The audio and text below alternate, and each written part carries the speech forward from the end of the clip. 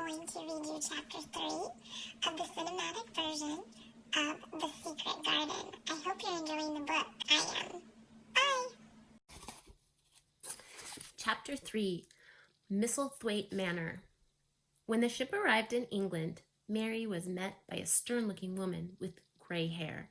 She wore a buttoned-up blue woolen overcoat with just a hint of a scarf at the neck and had a leather handbag over her arm. She looked Mary up and down, and from the way her forehead crinkled, Mary had a feeling she didn't approve of what she saw. "My name is Mrs. Medlock," she announced. "I am Mr. Craven's housekeeper, and you are to come with me." Mary was reminded of a word her father had once used to describe the elderly aunt of a colleague. Formidable, he had called her. Yes, formidable is just what Mrs. Medlock is, thought Mary. But she reminded herself that Mrs. Medlock was just the housekeeper, a servant, and so had to do what the family told her to do. Remembering her decision not to be a child any more, Mary met Mrs. Medlock's gaze. "Very well," she said coldly. Head held high, Mary followed Mrs. Medlock to the train that was to take them to Yorkshire. As the whistle went and the train started to puff along the rails, clouds of steam shooting out from its funnel, Mary became aware that Mrs. Medlock was studying her. "Well, you're a plain little piece of goods, aren't you?" Mrs. Medlock said in her Yorkshire accent. Mary puzzled over the words, trying to work out what they meant. "I think it's her way of saying I'm not very pretty," she decided. Mary didn't mind the comment because she didn't consider herself particularly pretty either. She didn't have the long golden hair of a princess in a storybook, or the jet black hair and enchanting brown eyes of the Indian girls in Aya's Tales.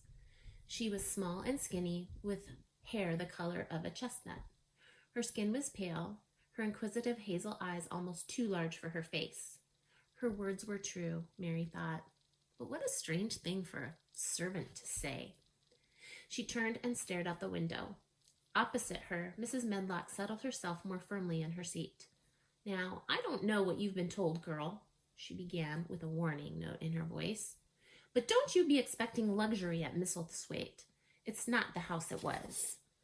Mrs. Medlock's eyes grew distant, and for a moment Mary had a feeling that she was reliving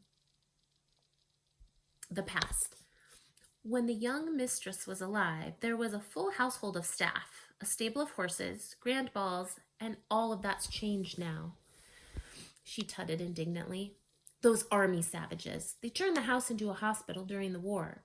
They brought the wounded, the dead, and the dying. They set up a camp in the garden and kept their sick in the ballroom of the house. Quite took over the place, and now there's no knowing what to do with the house. They left it a wreck." Mary didn't say anything. Mrs. Medlock clearly expected more of a response. "Well, don't you even care?" "Well, does it matter if I care or not?" said Mary bluntly. Mrs. Medlock's eyes narrowed. She gazed at her for a long moment. "Well, you are an odd duck, aren't you?" Mary's initial dislike of the housekeeper intensified, and she turned to look out of the window again, not wanting to talk to her any more. Mrs. Medlock sniffed and got out a book to read. As the train headed north, Mary continued to gaze out. England was so gray. Rain slanted against the train window. Sodden fields stretched in all directions, cows and sheep hanging their heads in the downpour. It was so different from the bright sunshine of India, where the rain was as welcomed as a longed-for guest, making flowers burst into life and fresh green buds push their way up through the parched soil. On and on the train went until they finally pulled into the station and transferred to a car driven by an unsmiling, gruff man. As they drove away from the station, Mary fell asleep. When she woke up, she saw an endless expanse of gray on either side of the car. She'd never seen anything like it. "Is that the sea?" she asked as she looked out at the clouds swirling across the top. "The sea? What a foolish thing to say, girl. Out there are the moors," snorted Mrs. Medlock. "Be sure to stay inside when the mist is rolling, or you may not find your way home." From the tone of her voice, it sounded as if she didn't think that would be a bad thing if Mary didn't return and got lost. Mary's lips tightened. She had a strong feeling that Mrs. Medlock didn't want her at Misselthwaite any more than she wanted to be there. "Well, she could stay out of my way, and I'll stay out of hers," Mary thought fiercely. All I want is to be left alone." They drove on and on along the narrow strip of road that cut across the moors, past the heather, sheep, and wild ponies. Occasionally, through the cloud of mist, Mary saw the glow of orange and red flames flickering weakly, and once she was sure that she caught sight of a group of raggedly dressed people trudging beside with a pony and cart. But as she looked more closely, the mist closed in and the shadowy figures vanished from sight. It really seemed as if this journey would never end, but they finally turned down a long driveway. Parkland stretched away on either side until it merged with the moors. At the end of the drive was an enormous stone manor house with sharp turrets silhouetted against the twilight sky. A single weak light shone out of an upstairs window. "There it is," Mrs. Medlock announced with a touch of pride in her voice as she looked at the dark, forbidding fortress of a house. "There is Misselthwaite." As the car swept through the gates, Mary noticed a robin perched on one of the pillars. For a moment, it seemed to look straight at Mary, and then it flew away. The car stopped. Mary gazed up at the vast house and felt a shiver run through her. It looked like the kind of place where ghosts and phantoms walked at night. "This is your home now," said Mrs. Medlock, "thanks to your uncle's kindness." She fixed Mary with a stern look. "Now, when you see him, you are not to stare, girl. Do you understand me?" Mary was puzzled. Why ever did Mrs. Medlock think she would stare at her uncle?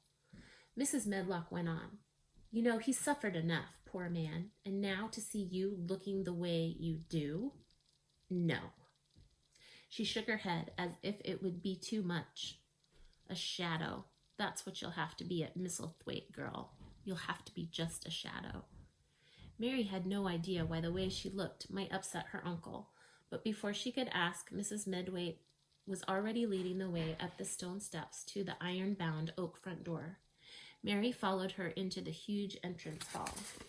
There were portraits of stern-looking ladies and men frowning down from the walls, and a wide central staircase that led up to a landing with a huge window. It couldn't have been more unlike the bright, airy villa where she had lived in India.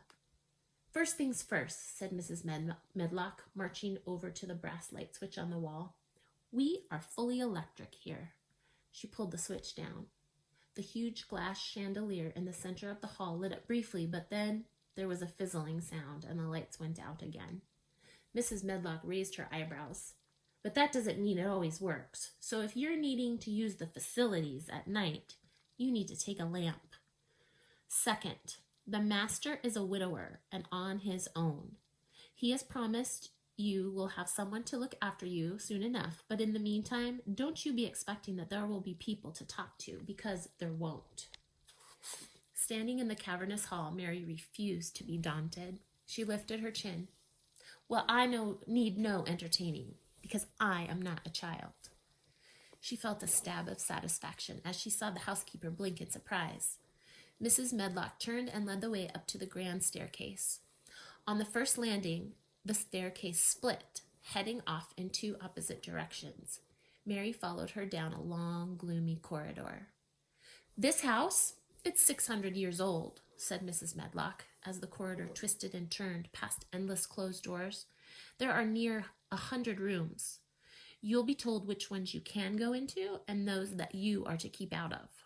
But until then, you're to stick to the rooms and your rooms only. Is that understood?" Mary nodded. "You may play in the grounds outside, but there will be no exploring inside of the house." Mrs. Medlock gave a warning look. "There's no poking about."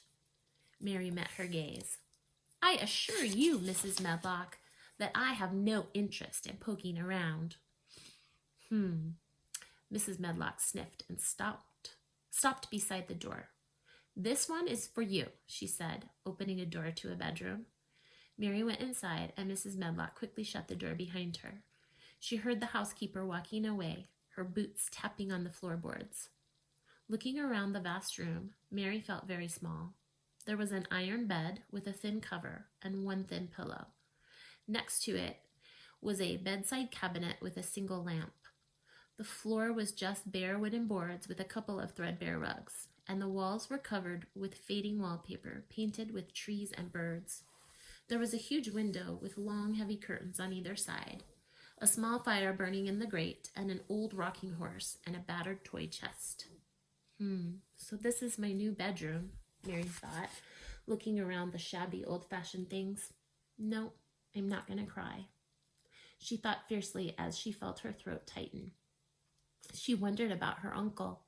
She had thought she would be introduced to him when she arrived, but maybe he didn't want to see her. Mrs. Medlock's words had certainly given her the impression that he hadn't wanted her to come to Misselthwaite. No one wants me, she thought. Her heart was swelling with desperate loneliness. No one likes me. Everyone probably wishes that I had died when I was in India. She took off her boots and her coat and got under the thin embroidered coverlet of the bed, drawing her knees up to her chest. She thought of India and sunshine, the bright red and yellow orchids that bloomed after the rain. She thought of the monkeys in the trees, the ripe mangoes, Daddy swinging her around in his arms and calling her his little monkey. She thought of her Ayah smiling fondly at her, happy to bring the little Miss Sahib whatever she wanted. I want to go back, Mary thought longingly, to my home, to the sunshine, to the flowers. I want to wake up and see Daddy and Ayah, and for all of this to be just a terrible nightmare. A little voice piped up inside her. But this isn't a nightmare. It's real. No, she didn't want to think about it. She started to think that all of this had happened because of a wish that she had made. Staring hard at the embroidered flowers on the coverlet, Mary made herself imagine they were real flowers, vibrant and sweet-smelling. As her imagination began to work its magic, they seemed to brighten and grow in front of her eyes, moving, bending, sweeping her far, far away. Mary, in her dream, was back in her garden in India. It was part dream and part memory from a year ago. She ran toward the palm tree, her legs pounding. She'd climbed it a day before. For the first time, she'd got up to the top by herself, and now she wanted to see her mother to see it. She wanted her to be proud of her. Glancing back at the villa, she saw her mother walking along the veranda, one hand on her forehead. Her head was bowed. "Mother, look, I'm climbing," Mary shouted. She was starting to climb up higher and higher. "Mother, look, please, look!" Her voice rose as she glanced around, hoping her mother had seen her triumphant climb. But her mother was walking back into the house. She hadn't even glanced in Mary's direction. Hello. Mary woke up in the dark, feeling unhappy and cold. Her eyes darted around. Where was she? As she spotted the shadowy rocking horse and the enormous stone window, it all came back to her. Of course, she was at Misselthwaite Manor. Someone had been in her room, had taken her coat and boots, and shut the curtains while she'd been asleep. Mrs. Medlock, maybe? Or maybe a maid?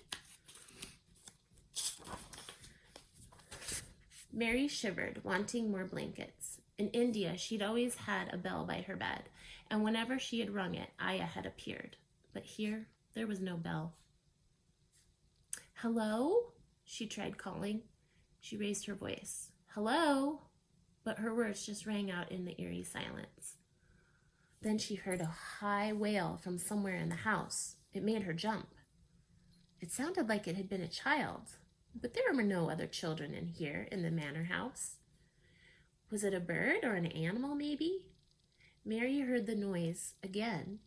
Swinging her legs out of bed, she padded inquisitively to the bedroom door. The sound seemed to be coming from the floor above the one that she was on. Perhaps it was her uncle. She listened. She turned her head to the side. It didn't sound like a grown man. A worrying thought struck her. Could it be a ghost? A shiver passed over her skin, and for a moment Mary wondered if she should just stay in her room and ignore it. But then her curiosity got the better of her.